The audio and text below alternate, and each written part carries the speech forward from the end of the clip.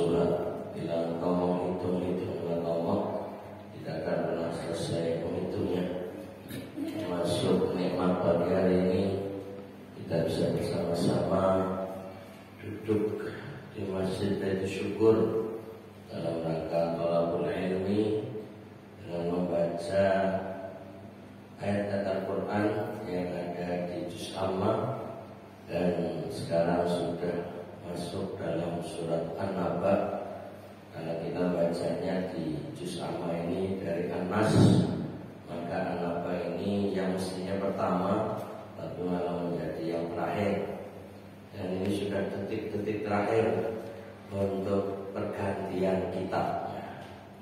Alhamdulillah tadi kita sudah mendengar isian dari Bapak Haji Mulyadi, dan mudah-mudahan kita menjadi orang-orang yang selalu melihat masa depan, yaitu untuk menyiapkan diri di akhirat. Watazawwadu fa inna khairaz zadi taqwa. Berbekalah, dan sebaik-baik bekal adalah takwa. Mudah-mudahan kita dengan muttaqin. Amin. Terima kasih Bapak. Kemudian yang kedua, mari kita bersalawat untuk Rasulullah Muhammad Sallallahu Alaihi Wasallam yang telah sempurna menyampaikan firman-firman Allah Ta'ala dalam Al-Quran, dan bahkan menjadi panduan hidup dan telah menjadi keteladanan bagi kita semuanya. Baik, jamaah Allah, kita akan melanjutkan surat An-Naba yang terakhir. Kita baca ayat ke 31 ya.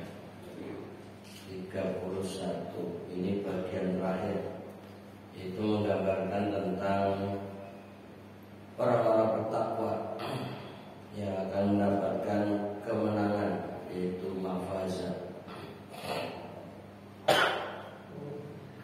Mari kita baca dulu ayat 31 sampai mungkin terakhir, tapi ya kita lihat waktunya. A'udzu billahi minasy syaithanir rajim. A'udzu billahi minasy syaithanir rajim. Inna lil muttaqina mafaza.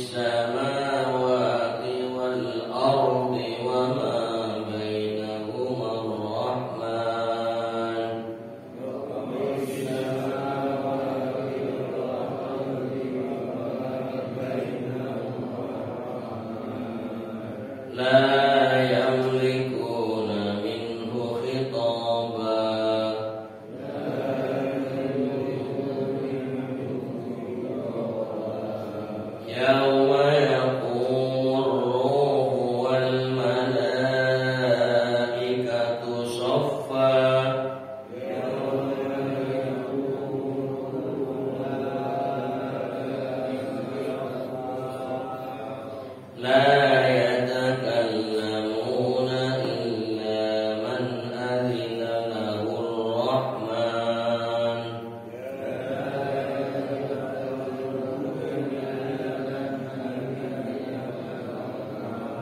وقال صوابا ذلك اليوم الحق فمن شاء اتخذ إلى ربه مآبا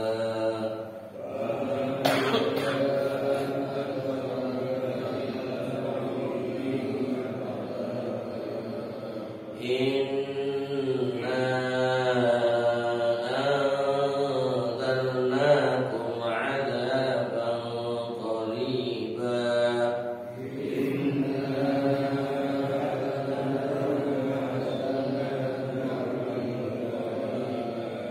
يوم ينظر المرء ما قدمت يداه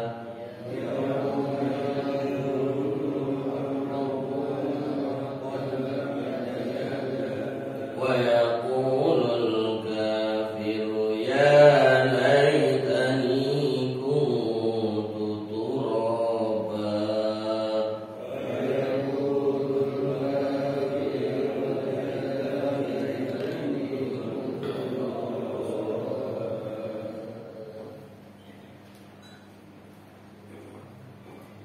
Alhamdulillah sudah kita baca sampai akhir dari surat Al-An'am. Kita tadi membaca dari ayat 31. Mari kita baca dulu terjemahannya. Inna lil muttaqina mafaza. Sesungguhnya orang-orang yang bertakwa mendapat kemenangan. Hadaiqa wa a'naba, yaitu kebun-kebun dan buah anggur. Wa kawa'iba atraba, dan gadis-gadis remaja yang sebaya. Wa ka'san dihaqa, dan gelas-gelas yang penuh dengan minuman. La yasma'una fiha lahwa wala kitab. Di dalamnya mereka tidak mendengar perkataan yang sia-sia dan tidak pula perkataan dusta. Ayat 36, jazaa'an min rabbika 'ata'an hisaba, sebagai ganjaran dari Rabbmu dan pemberian yang setimpal.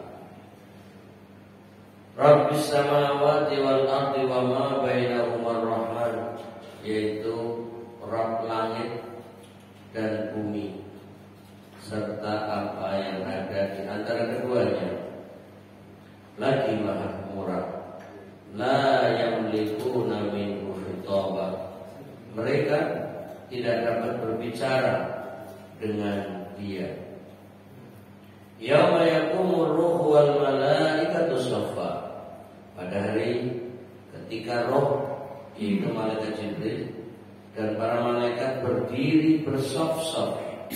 La yatakallamuna illa man adzina lahu rahman, mereka tidak berkata-kata kecuali yang telah diberi izin oleh yang Maha Pemurah. Wa qala shawaba, dan ia mengucapkan kata yang benar. Dzalikal yaumul haq, itulah hari yang pasti terjadi.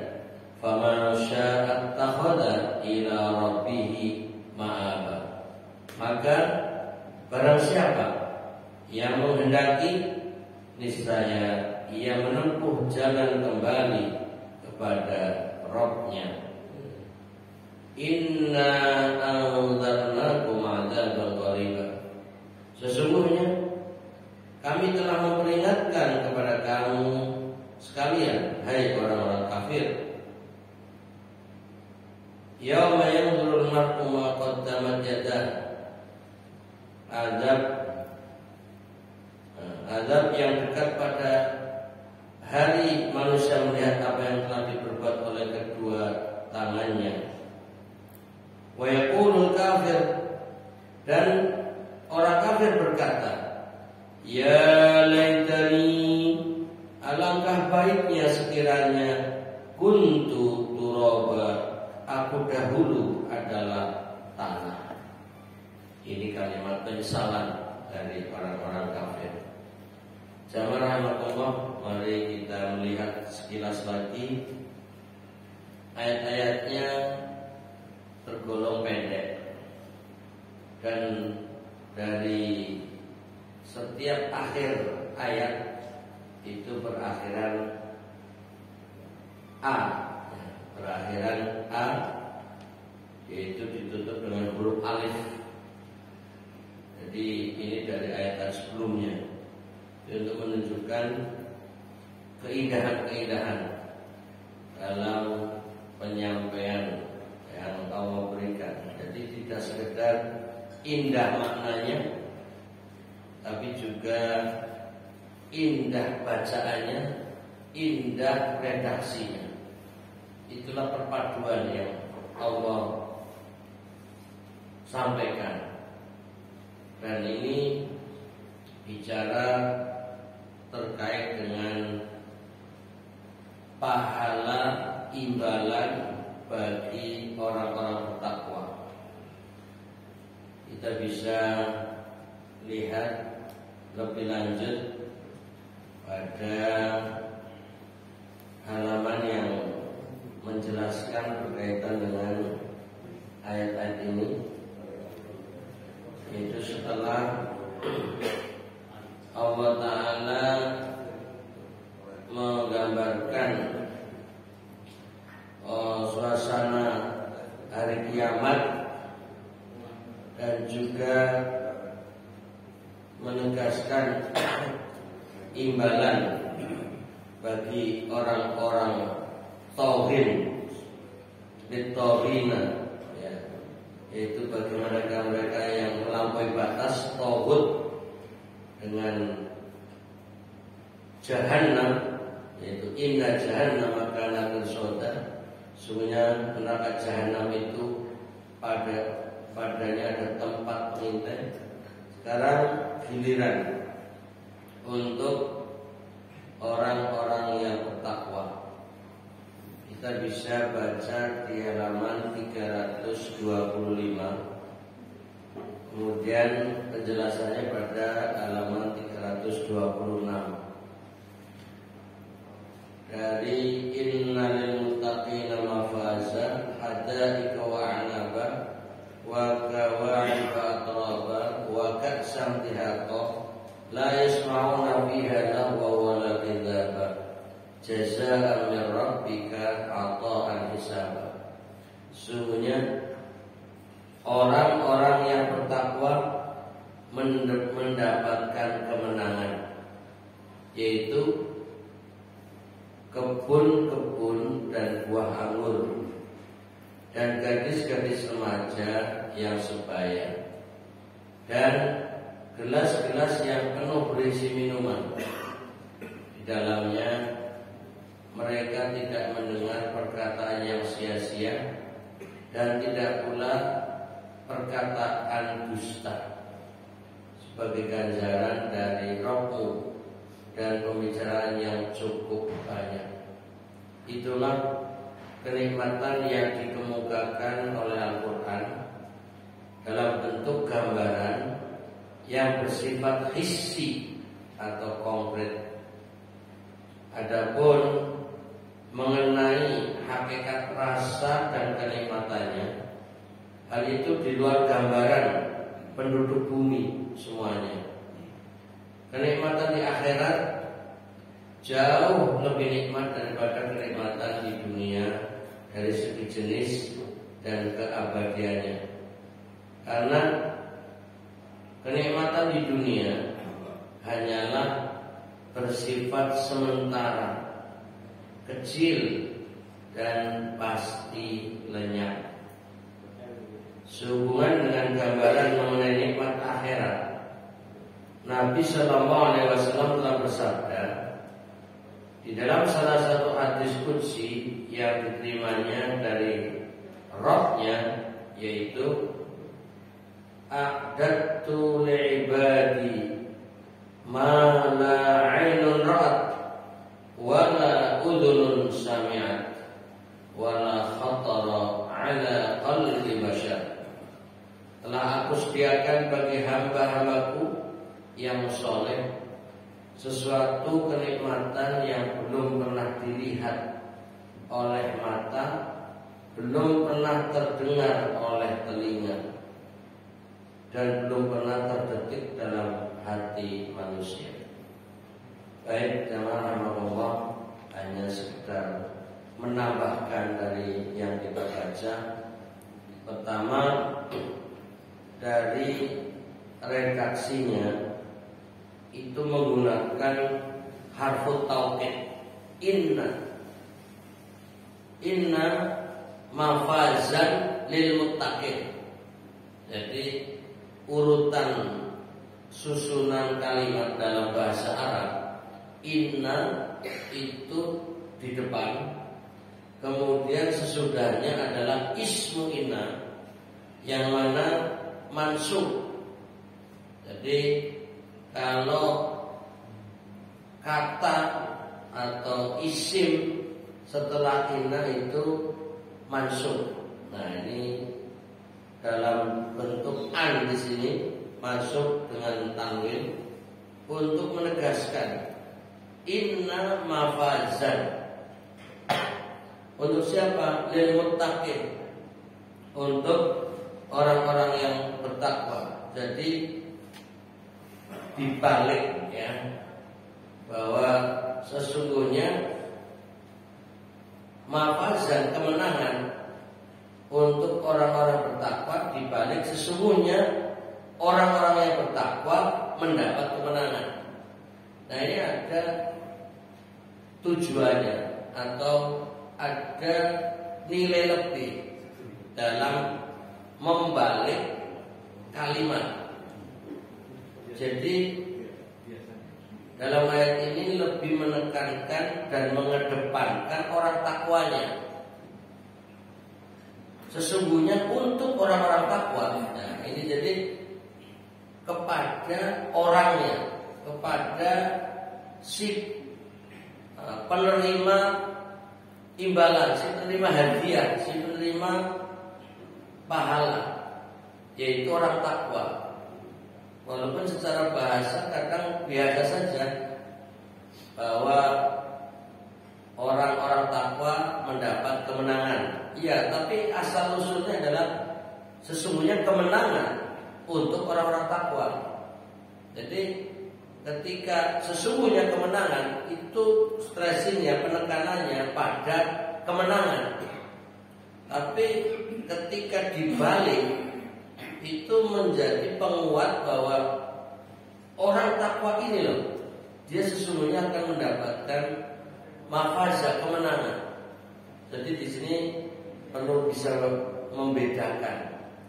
Ketika redaksi biasa, inna mafazan lil muttaqin, itu datar, sesungguhnya kemenangan bagi orang-orang bertakwa. Tapi ketika sesungguhnya untuk orang-orang bertakwa mendapat kemenangan, itu lebih ditekankan si penerima hadiah, si penerima kemenangan. Nah, inilah pentingnya kita memahami kalimat per kalimat dari ayat. Seperti halnya di dalam surat Al-Fatihah ada kalimat yang dibalik. Di sana ada kata iyyaka na'budu wa iyyaka nasta'in. Hanya kepadamu kami menyembah dan hanya kepadamu kami minta pertolongan. Asal kalimatnya adalah na'buduka wa nasta'inuka. itu redaksi biasa, redaksi aslinya. Urutan dalam tata bahasa Arab itu adalah fi'lun, fa'il, dan maf'ulun bihi. Jadi urutannya kata kerja dulu, kemudian si pelaku, kemudian objeknya. Jadi ada di sini fa'ilnya dan fi'ilnya tetap pada posisinya, tapi kemudian maf'ul bihinya, objeknya ini menjadi inti dari tujuan, sehingga dibalik. Jadi coba perhatikan dalam Al-Fatihah. Andaikan kalimatnya biasa, kami menyembahmu. Nah, ini kalimat yang asli na'buduka. Jadi datar, kami menyembahmu. Tapi begitu hanya kepadamu, iyyaka didahulukan di depan. Hanya kepadamu kami menyembah. Ini karena stresinya adalah kepada Allah. Jadi lafal Allahnya tidak, atau engkau Allah itu dikedepankan.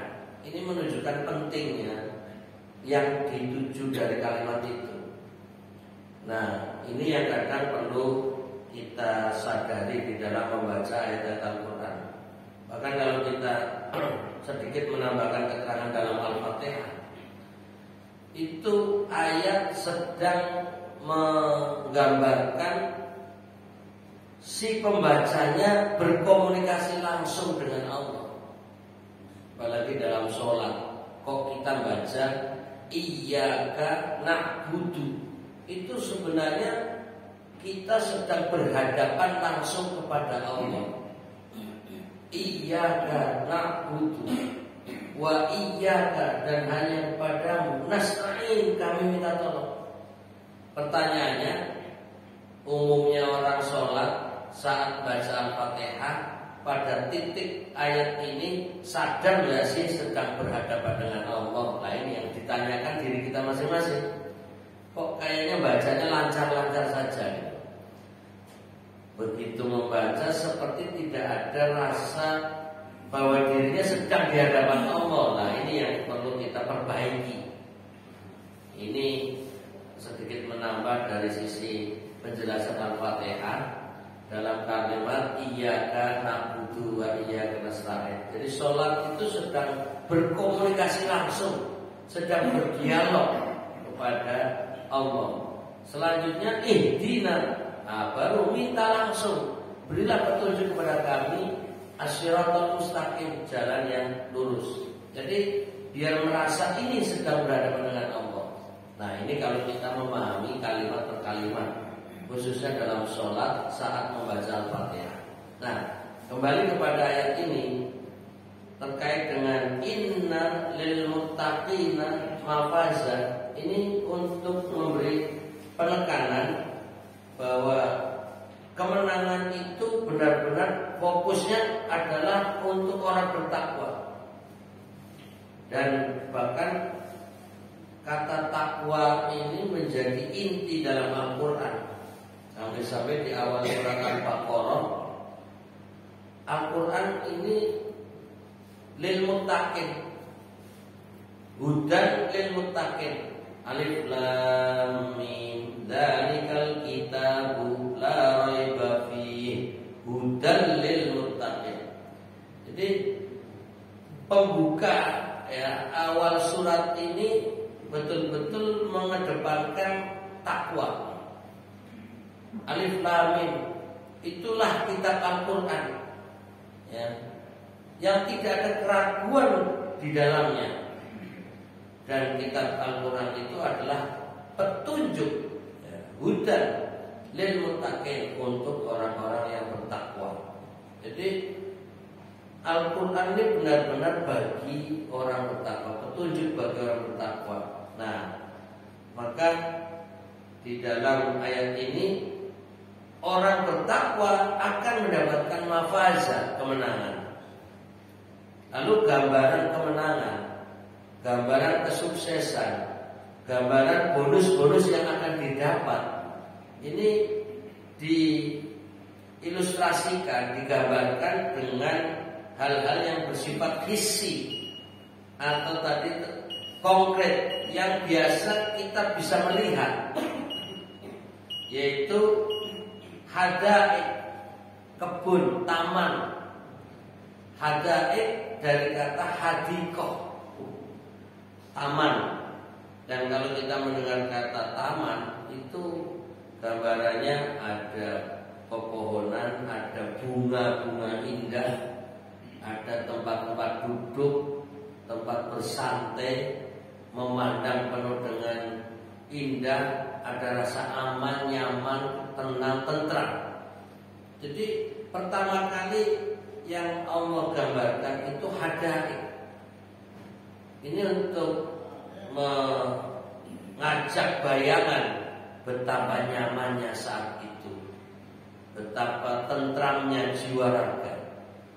Ya mungkin kalau kita pergi ke sebuah tempat yang di situ banyak taman indah, itu bisa merasakannya. Ini lagi bicara dunia dulu.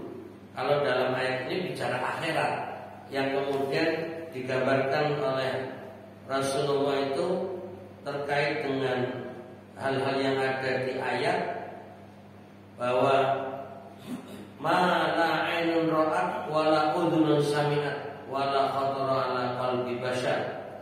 Itu sungguhnya yang di surga nanti belum pernah dilihat oleh mata, belum pernah terdengar oleh telinga, dan belum pernah terdetik dalam hati manusia. Itu yang hakikinya tidak sama apa yang kita lihat di dunia ini dan apa yang kita dengar, itu beda.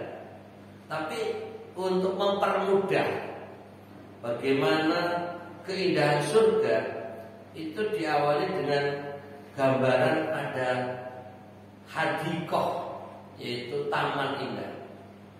Terlebih bagi orang yang lingkungannya gersang, hanya batu kering, ya, tidak ada taman-taman indahnya, lalu ditampilkan suasana keindahan dengan taman yang penuh bunga warna-warni, ya, menyejukkan mata, menenteramkan hati, ya, menenangkan pikiran. Ini betul-betul bisa dirasakan. Mungkin bagi orang yang suka dengan keindahan, suka dengan tanaman, suka dengan bunga-bunga, ya, ini mungkin bagi bapak-bapak yang nggak begitu suka bunga, dengan kata bunga biasa saja gitu loh, yang nggak tertarik sama sekali. Ya wajar lah. Memang biasanya bunga itu lebih feminim untuk kaum wanita, mungkin akan merasakan hal itu.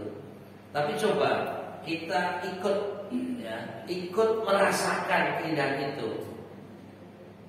Dan apa yang disebutkan ini belum seindah apa yang sesungguhnya nanti di surga. Jadi isinya gambaran tentang keindahan dan kedamaian, kebahagiaan.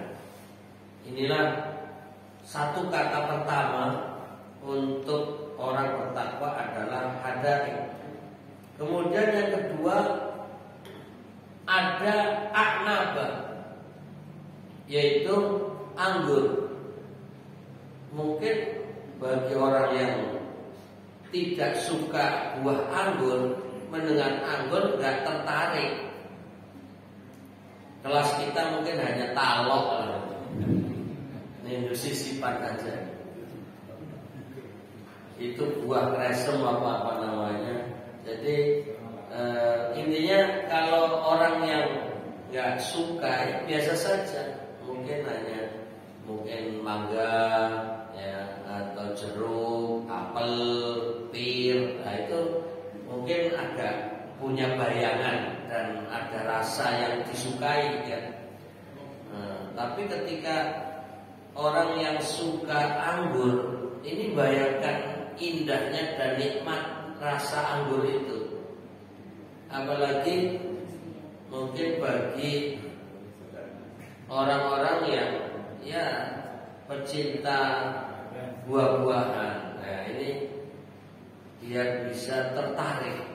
Ya, jadi aknaba anggur ini hanya untuk ilustrasi bahwa di surga itu ada bunga-bunga indah, melihatnya, memandangnya dengan bahagia, tentram, sambil menikmati hidangan buah anggur. Nah ini repotnya dua kalimat, dua kata yang tidak disukai sebagian orang. Disebut bunga, orang tertarik. Disebut anggur, mah biasa. Akhirnya membaca ayat seperti ini nggak begitu menggetarkan, nggak tertarik untuk membayangkan keindahan itu. Tapi coba kita berupaya dan berusaha masuk dalam suasana. Kita masuk ke tempat yang di situ penuh dengan keindahan dan hidangan berupa buah-buahan. Ini masih ada yang suka, ada yang tidak. Tapi kita berusaha suka. Tapi kalau sudah kalimat berikutnya bagi kaum pria baru masuk rasanya ini, yaitu kawaib. Ini agak vulgar dikit lah biar agak bangun lain ini. Jadi ayatnya itu memfokuskan kepada mohon ini demi menarik perhatian saja ya. Jadi kawaib itu buah dada itu loh. Jadi ini payudara harus biar melek wis pokoknya. Sengaja ini diterjemahkan vulgar. Karena ayatnya memang menggunakan kata kawaib ya. Ini ben meleset. Jadi di situ menggunakan kata kawaib. Nah, jadi untuk membuat daya tarik bahwa nanti di dalam surga, di dalam suasana keindahan penuh taman, penuh tanaman, taman bunga indah, dan juga ada buah-buahan, ada wanita-wanita yang cantik. Tentunya ini kata cantik ditambahkan aja biar menarik. Ya, wanita-wanita cantik, ya, yang berdada besar. Ya, apa sih kalau bahasa yang biar kalau didengar itu langsung jreng gitu loh. Montok. Nah ini montok. Ini kalau begini laki-laki agak bangun ini. Ya. Tapi kalau bilang bunga, ya, anggur, ini mungkin yang agak tertarik kaum wanita. Tapi begitu kawaib, wah ini laki-laki yang ngopo ya. Nah ini kawaib. Nah ini untuk menunjukkan bonus besar ini, bahwa nanti di surga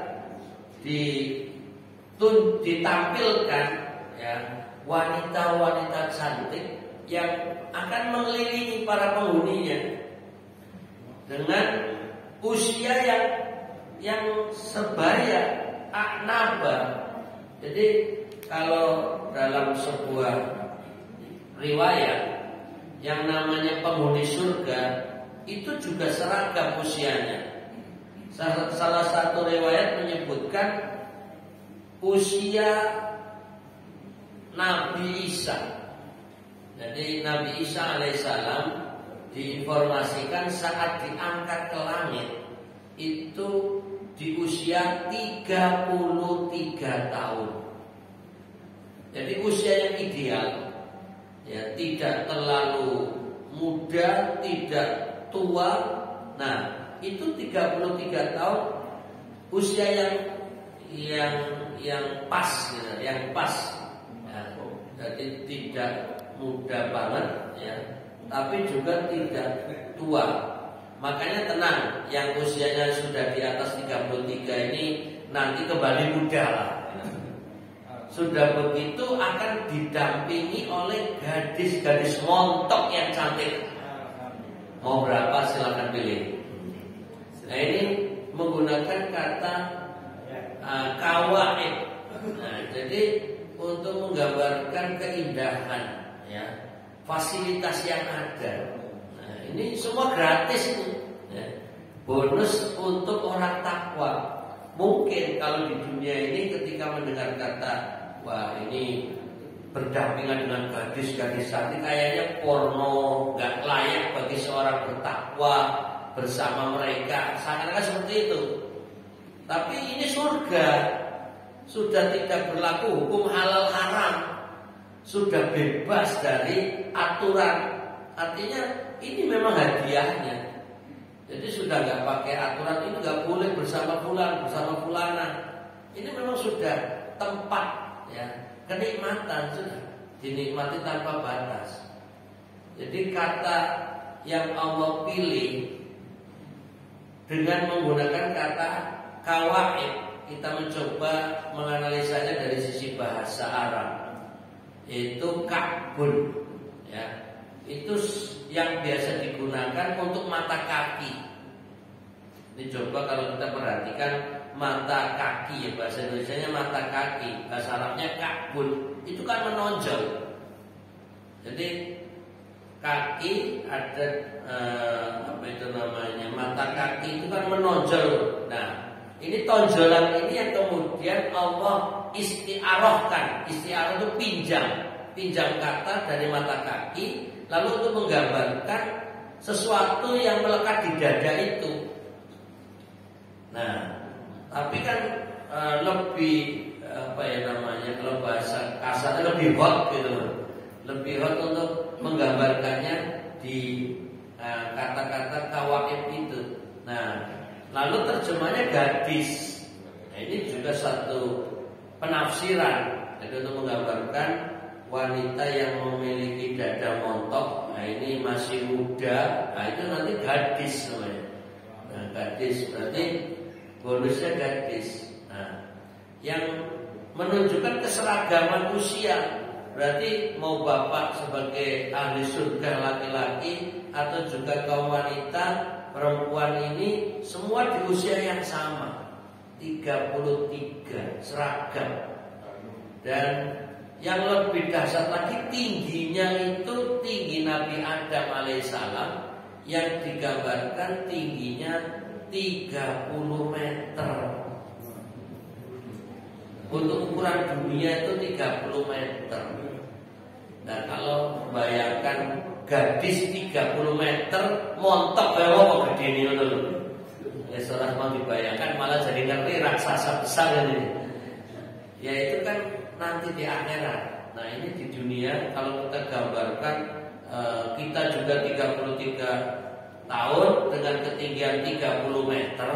Nah, itu lingkar badan itu 7 meter.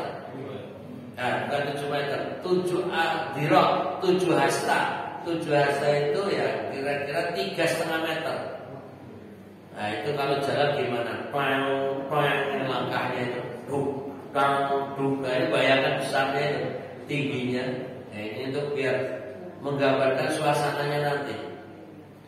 Nah, ini tentu akan kita dapatkan kalau kita semua adalah sebagai orang bertakwa. Nah, mungkin ada sebuah pertanyaan, bagaimana bagi kaum wanita? Kesannya kan ayat ini hanya untuk kaum pria. Tentu wanita juga sebaliknya akan mendapatkan ya pasangan yang sesuai idaman. Jadi jangan khawatir, loh itu kok yang digambarkan kaum wanitanya. Ya tentu nanti kaum seakan-akan wanita untuk laki-laki. Ya, wanita juga akan mendapatkan pasangannya. Nah, ini yang sering menjadi bahan obrolan itu, nanti perempuan itu apakah masuk surga mendapatkan suami dulu yang di dunia atau ada pria lain? Ya karepe lah milih yang mana gitu. Kalau merasa bahwa suaminya sebagai idaman yang tak tergantikan, ya harapannya kembali di surga nanti ketemu. Lah repotnya kalau istrinya masuk surga, suaminya tidak, kok berharap ya renton. Wah, itu seringkali ribut. Nanti akan ketemu lagi nggak ya sama suami? suami, ya kalau sama-sama masuk surga dengan tingkatan yang sama, ya bisa ketemu. Lah masalahnya, walaupun sama-sama masuk surga, beda tingkatan, ya nggak level, nggak masuk kan gitu. Atau salah satunya nggak masuk surga, lah mau diharapkan apanya? Makanya sudahlah, nggak usah mikir pasangannya, udah masuk surga dapat jatahnya masing-masing. Lebih lagi diobrolkan bagaimana kalau ada seorang wanita nikah sampai 3 kali, ya bingung ini. Nanti akan kembali bersama suami yang pertama, atau suami yang kedua, atau suami yang terakhir ketiga. Itu sampai para ulama pun membahas gitu. Padahal belum tentu si perempuannya juga masuk surga. Atau nanti salah satu di antara 3 mantan suaminya itu waktu di dunia masuk surga, ini juga belum dipikirkan. Tapi andaikan masuk surga bareng itu, terus bagaimana? Kok pada ribut memikirkan gitu. Jadi karena saking cintanya wanita pada suaminya, tapi wah ini mikir, saya dulu cinta pertamanya pada suami pertama, tapi di kemudian hari suaminya meninggal, lalu menikah dengan pria yang kedua. Suka juga tapi lebih suka yang pertama. Nanti piye yo? Udah begitu yang kedua meninggal lagi, dapat suami yang ketiga. Ya jadi bagus, tapi aku tetap yang satu. Lah bingung, padahal nanti dapat suami di surga itu yang suami terakhir. Wah, gelo dia. Ini kepala ribut urusan nanti pasangan di sana. Sudahlah, serahkan saja nanti pada waktunya di akhirat. Intinya dapat kebahagiaan. Ya. Intinya dapat kebahagiaan. Memang umumnya dalam Al-Quran menggambarkan surga itu untuk laki-laki. Tapi bukan berarti perempuan tanpa kesenangan, tanpa kebahagiaan sama nanti di surga. Makanya kaum perempuan gak usah pikir nanti sama suaminya atau tidak. Wong toh semuanya halal di sana. Ada yang guyonan, ngapain kau mikirkan suaminya? Boleh sih beda loh. Kenapa kau mikirnya yang bersama suaminya yang waktu di dunia? Justru di akhirat di surga itu cari yang beda gitu loh. Nah ini hanya sesipan guyonan saja. Jadi artinya sudah itu nanti akan diatur oleh Allah. Ya, semuanya sudah dapat jatahnya masing-masing. Ini menggambarkan tentang akhirat di surga. Salah satunya adalah kawaiba atroba. Ya. Kemudian sebagai penutup, karena waktunya sudah menunjukkan 6 lebih dan ini belum selesai ayatnya, nanti kita lanjutkan pada pertemuan berikutnya. Wakat sandihako, ya. Ini untuk menggambarkan ada buah-buahan didampingi gadis-gadis remaja, ada juga gelas-gelas yang penuh minuman. Jadi seperti duduk di sebuah taman indah. Coba kita bayangkan duduk di pegunungan, kemudian di depannya penuh dengan taman-taman indah, ada buah anggur dan segala buah-buahan dan juga makanan yang dibutuhkan. Lalu ada minuman didampingi gadis-gadis cantik. Ya. Nah ini akan menggambarkan keindahan dan kebahagiaan. Atau bisa saja dibalik, ibaratnya gadis-gadis cantik adalah orang-orang muslimah yang masuk surga. Jadi merubah atau berubah menjadi gadis-gadis cantik, berpasangan dengan pria-pria gagah ganteng dan menikmati suasana. Nah ini baru gambaran sekilas nanti ketika berada di surga. Tentu apa yang dibacakan, apa yang digambarkan, apa yang disampaikan ini jauh dari yang sesungguhnya. Di sana lebih nikmat, di sana lebih indah, di sana beda dengan apa yang kita dengar, beda dengan apa yang kita lihat. Ya, kita hanya berharap mudah-mudahan kita semuanya sebagai orang bertakwa yang akan mendapatkan hadiah surga. Amin, amin ya rabbal alamin. Mari kita akhiri terlebih dahulu dengan subhanakallahumma wa bihamdika asyhadu astaghfiruka wa atubu ilaik. Wabillahi taufiq wal hidayah.